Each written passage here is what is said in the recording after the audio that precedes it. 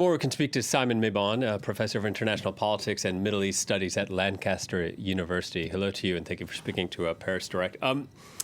We still in a trust-building phase, or did anything concrete come out of Saturday's talks?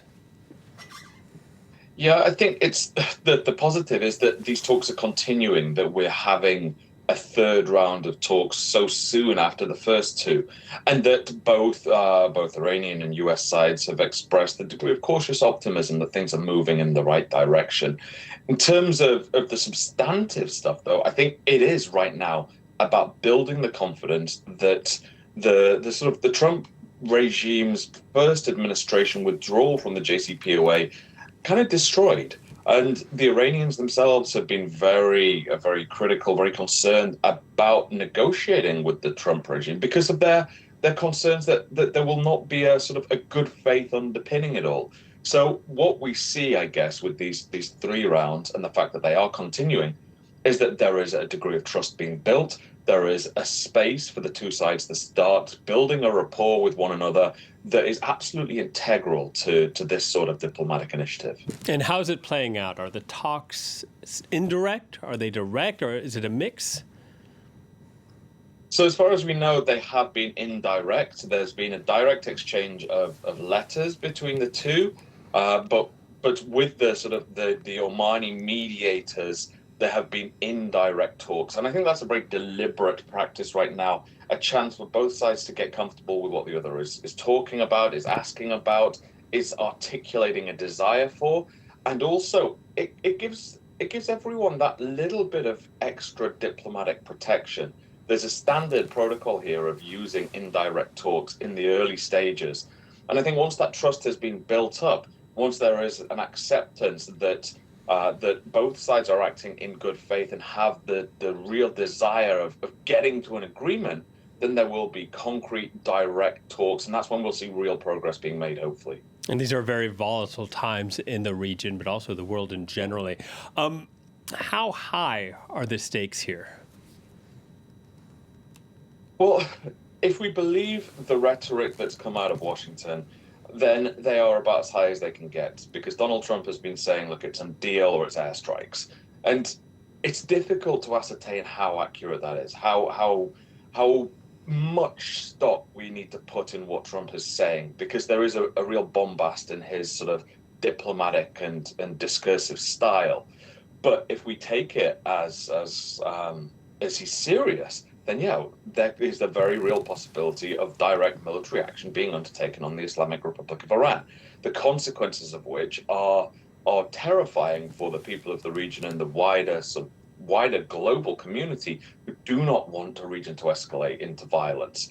But whether this is all just a bit of posturing and it's all just about putting pressure on Tehran to come to the table and to really sense that now is the time to get a deal, well, we just don't know. But what we do know is that a conflict, direct military attacks on Iran from the United States or allies, be it Israel or whoever, would be devastating for the region and would provoke widespread repercussions amongst Iran's allies across the Middle East. And where does Iran's nuclear program stand? How close is it to being able to produce a bomb? Well, look, I'm not a nuclear physicist, and I've not been granted access to these nuclear sites, so I can't say for sure.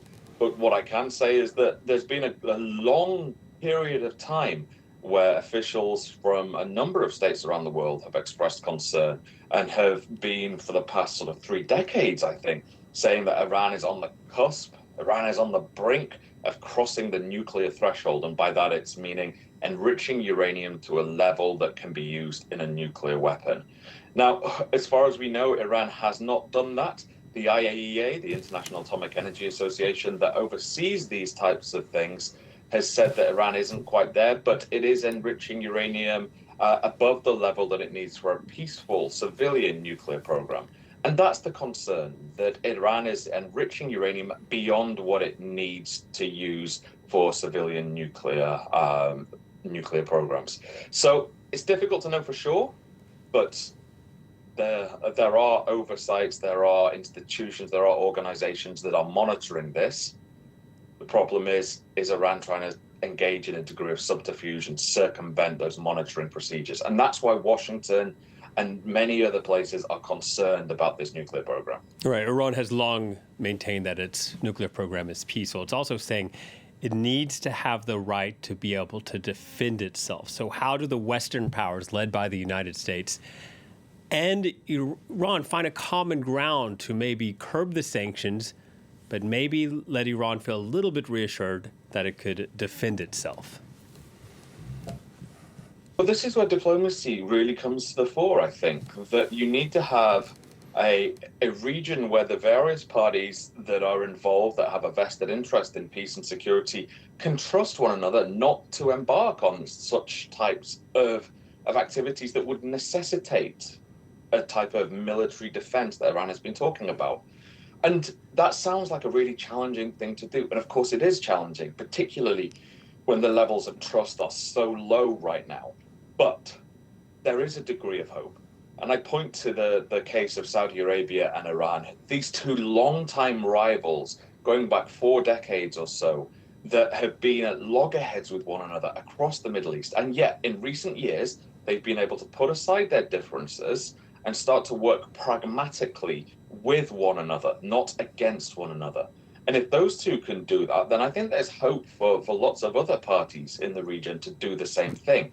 It takes a lot of hard work. It takes a lot of trust. It takes creative diplomacy. And it takes a real sort of enmeshing of interests, economic, political, geopolitical, social interests, learning about the other. This is not something that can happen overnight. It takes time, but it is possible. And if it happens, then it can start to mitigate against the need for the types of military responses that Iran has been talking about and that the US, Israel, and many others are fearful of.